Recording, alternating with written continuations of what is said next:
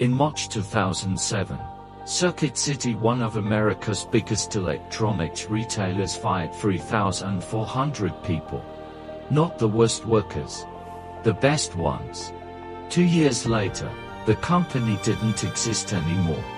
Founded in 1949, Circuit City became one of America's top electronics chains by the 1990s. It was built on experienced, commission-based salespeople who knew their products and kept customers coming back.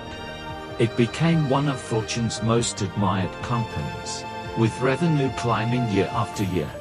But by the mid-2000s, profits were shrinking, and leadership was under pressure to cut costs. Leadership decided the real problem was payroll. Their most experienced staff were earning too much. In March 2007, managers across the country were told to identify employees making above market wages and let them go, not because of performance, but because of experience. These weren't underperformers. Many had the highest sales numbers in their entire store.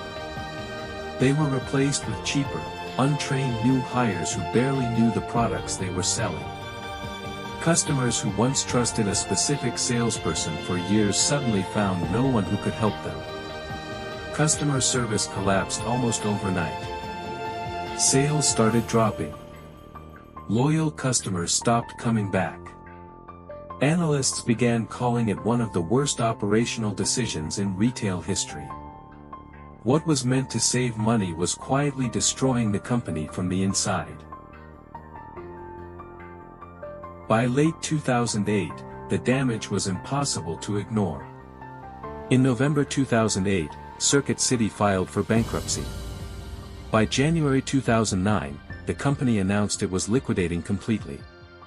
Every single store closed. Over 30,000 more employees lost their jobs, not just the ones fired earlier, but nearly everyone. A decision meant to protect the company ended up destroying it entirely. Circuit City wasn't killed by one bad product, or one bad quarter. It was killed by a decision that looked smart on a spreadsheet, and was disastrous in reality. The people who made customers stay were treated as a cost to cut, instead of the reason the business worked. It's a lesson that still applies today, in any company that treats its most valuable people as its biggest expense. Circuit City isn't the only company that made an expensive mistake that destroyed it from the inside.